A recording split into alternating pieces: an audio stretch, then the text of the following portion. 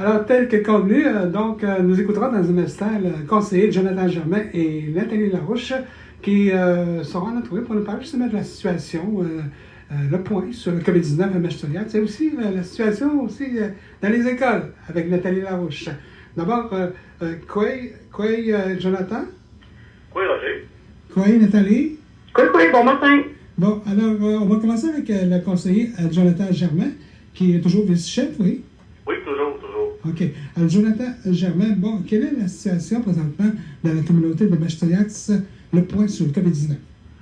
Oui, ceux qui sont abonnés là, à la page Teco-Week-end sur Facebook ont pu là, voir passer une publication en fin de semaine où est-ce que 2 nouveaux cas se sont ajoutés là, à notre liste de cas positifs dans la communauté.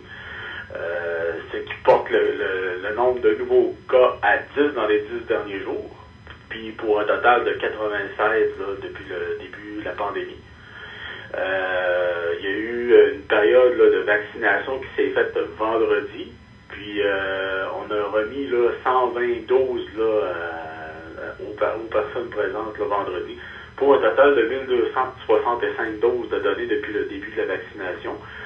C'est sûr que c'est important de rappeler que pour ce qui est de la vaccination, parce que j'entends encore là, des faussetés là, qui se disent entre des personnes là, qui se sont faites vacciner, c'est que la vaccination, là, elle vient pas empêcher là, d'attraper le COVID. Ce qu'elle vient faire, là, ce que la vaccination vient faire, c'est qu'elle vient aider si jamais une personne attrape le COVID. C'est-à-dire que ça évite là, des complications liées au COVID. Parce que je tiens à le rappeler là aujourd'hui, parce que dans le fond, on entend souvent des gens dire que je vais pouvoir aller n'importe où, une fois que je vais être vacciné, je vais pouvoir faire ce que je veux une fois que je suis vacciné. Mais c'est pas le cas, là. C'est parce qu'une personne qui est vaccinée peut toujours, pareil, attraper le COVID, peut aussi le transmettre. Donc, c'est bien important là, de continuer à maintenir là, les règles socio-sanitaires, là, même après que la vaccination soit faite. Il y a eu aussi là, une publication qui a été faite la semaine passée sur la page de Teco-Week-end, qui était le bilan là, de la sécurité publique. J'ai eu des questionnements par rapport à ça aussi, c'est-à-dire c'est quelle date à quelle date, comment ça fonctionne là, les bilans qu'on donne. Nous, on fonctionne avec les horaires des policiers, c'est-à-dire qu'on part, exemple, là, le dernier bilan datait du 18 mars au 15 avril, donc on commence la compilation des chiffres du 18 mars à 7 h le matin, jusqu'au 15 avril à 6h59 le matin, c'est-à-dire à la fin du dernier chiffre là, du 15 avril.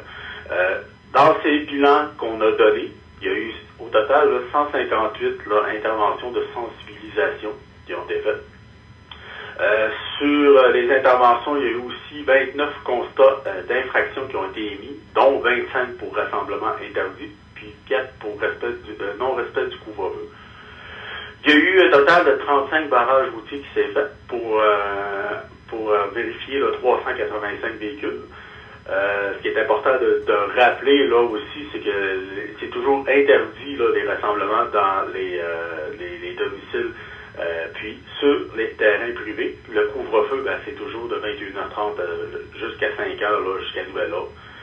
La semaine passée, il y a eu un petit peu, je sais que je me suis fait questionner beaucoup là-dessus aussi, c'était pas trop clair les annonces là, qui avaient été faites au niveau du gouvernement par rapport au port du masque. Fait qu'aujourd'hui, là, je vais essayer de clarifier ça un peu là, un matin. C'est sûr que pour ce qui est des pratiques extérieures, là, c'est recommandé le port du masque dans des situations où est-ce qu'on ne peut pas respecter le 2 mètres avec une autre personne. Sinon, le port du masque n'est pas obligatoire, n'est pas nécessaire. Ou un couple qui n'habite pas là, à la même adresse, là, qui n'est pas obligé de porter le masque non plus. Une personne seule qui s'est jointe là, à une bulle familiale, parce que c'est permis là, d'aller, une personne qui est seule à la maison peut aller rejoindre une autre bulle familiale, n'aura pas non plus là, à porter le masque en présence des gens de la bulle. Même chose là, quand il y a 2 personnes qui marchent ensemble, mais quand même à une bonne distance. Autre chose aussi là, qui est important de rappeler, c'est les zones rouges, parce qu'on sait là, qu'il y a des zones, nous on est en zone orange, bien important, là, c'est qu'il faut continuer d'éviter des déplacements entre régions, parce que les gens souvent se disent « Ah, mais on est dans une zone orange, on peut aller dans une autre zone orange, ou on est dans une zone rouge, on peut aller dans une autre zone rouge. » C'est pas le cas. Il faut vraiment rester dans notre région.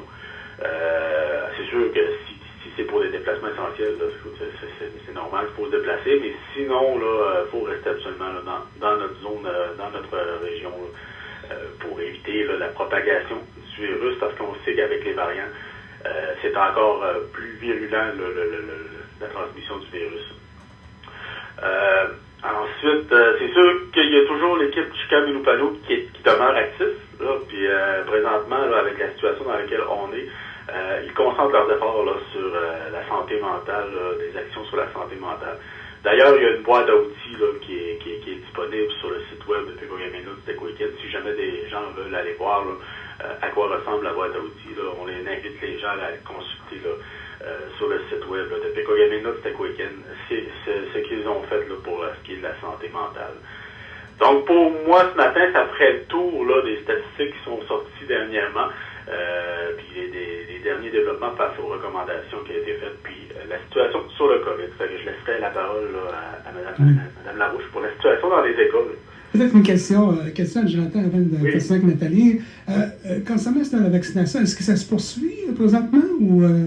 Ça dépend toujours des doses qu'on reçoit. C'est sûr que si jamais vous avez donné votre nom, puis qu'on reçoit des nouvelles, vous allez recevoir là, soit un appel ou soit une lettre là, pour confirmer là, que c'est possible de pouvoir aller se faire vacciner. C'est sûr que normalement, là, on devrait recevoir des doses à l'occasion parce qu'il y avait des personnes qui n'avaient pas pu se faire vacciner la dernière fois. Là, on visait le 31 mars pour vacciner l'ensemble là, des gens qui avaient donné leur nom. Mais considérant la situation dans laquelle on était là, vers la fin mars avec les personnes qui étaient en isolement préventif, les personnes qui avaient été en lien avec les personnes positives au COVID, ben, ces gens-là ne pouvaient pas aller se faire vacciner pour ces raisons-là. Donc, on a quand même eu des ententes avec le CIUS pour nous permettre de recevoir des doses à l'occasion par la suite. Fait que, oui, il va toujours avoir des nouvelles doses qui vont arriver, mais on ne peut pas prévoir pour l'instant quand exactement, parce que c'est toujours... tout le monde, même dans la région, c'est tout ça. On reçoit des doses là, aux 2 semaines ou 3 semaines, donc c'est à surveiller là, votre boîte à mal, votre téléphone, si jamais vous avez donné votre nom puis vous n'êtes toujours pas vacciné, là, surveillez ça. Sinon, ben, il y a toujours le clic santé là, vous pouvez aller prendre rendez-vous pour se faire vacciner là, au CIUS à Robert-Val. Pour ceux qui ont été vaccinés vendredi, quel vaccin qu'ils avaient reçu? C'est-tu l'Astra ou... Malheureusement, j'ai pas l'information pour vendredi. Je sais que les derniers qu'on avait eus, c'était Moderna. Donc, je sais pas, je pourrais pas dire si c'est encore là, Moderna qu'on a reçu. Là. D'accord. Bon, alors, donc, on s'intéresse maintenant avec, merci, je te donne Jonathan.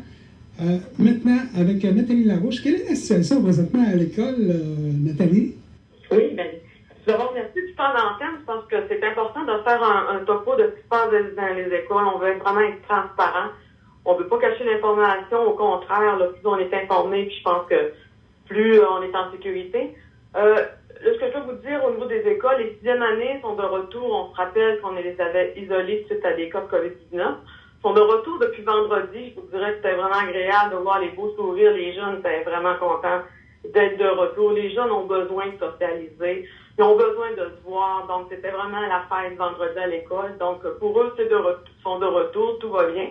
Malheureusement, la semaine passée, on a eu un membre du personnel là, qui a contracté le virus. Là, on l'a su le 9 avril. Donc, suite à ça, c'est sûr qu'on n'a pas pris de chance, qu'on a fait comme on fait à l'habitude. On isole immédiatement les jeunes, puis on attend les nouvelles, puis l'enquête de la sécurité, la santé publique. Donc, ce que je dois vous dire, c'est que le membre du personnel il avait gardé ses équipements de protection en tout temps.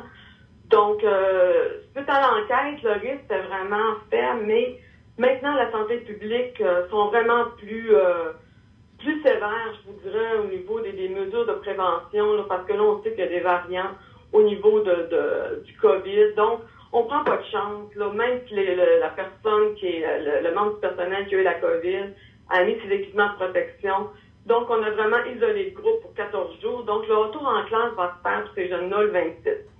Là, jusqu'à maintenant, la bonne nouvelle, parce qu'on a déjà eu le premier résultat pour les élèves de 3e année, parce qu'il y avait une obligation d'aller se faire dépister. Tous les élèves sont négatifs jusqu'à maintenant. Donc là, le bilan pour la 3e année, c'est vraiment encore un seul membre du personnel. Puis ça, c'est super. J'ai vraiment une bonne nouvelle à tous les jours. Je suis ça de près, aidez-vous pas, mais là, c'est la bonne nouvelle que c'est juste une enseignante pour l'instant.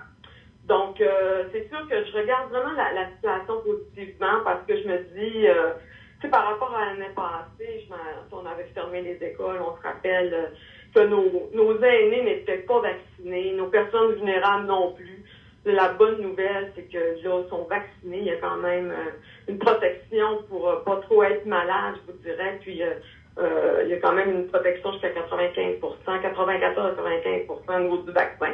Comme Jonathan le dit, tu peux contracter le virus, mais les risques d'aggravation, donc c'est vraiment moins lourd. Là. Donc, c'est sûr que la situation, c'est bien. Ce qu'on veut voir présentement, sincèrement, puis ça, je veux mettre l'accent là-dessus ce matin, c'est qu'on veut que nos élèves viennent à l'école. C'est quand on appelle les parents pour les retirer 2 semaines en isolement, il y a des parents qui doivent aller travailler. C'est difficile pour eux autres de prendre congé, d'isoler toute la famille. Donc, les jeunes aussi, c'est la mission de l'éducation. C'est bien important de se répéter souvent. C'est pas seulement d'instruire, mais c'est de socialiser les jeunes. On a 3 buts à l'éducation. Ça a toujours été socialiser, instruire et qualifier, donc diplômer nos jeunes.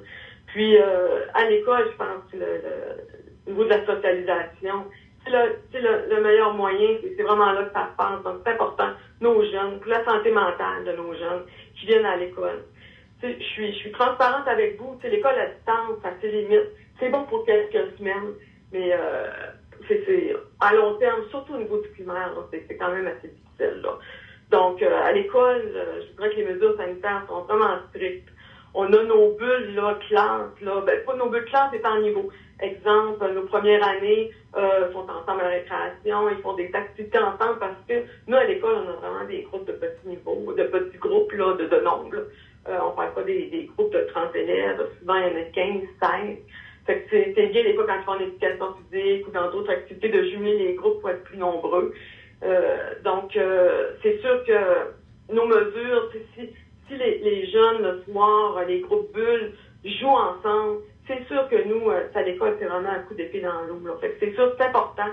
Donc, de respecter ces groupes bulles-là, c'est important pour l'instant, là, c'est les mesures qu'on a qui fonctionnent le mieux. C'est vraiment les bulles classes, de limiter les dégâts parce que si tous les jeunes jouent ensemble, vous comprendrez que si on a un cas dans une classe, ça peut faire un feu de paille et il peut y en avoir un petit peu partout. Mais jusqu'à maintenant, je pense que tout le monde s'adapte très bien à la situation. Puis je veux remercier la collaboration des parents, justement, de respecter ces mesures-là.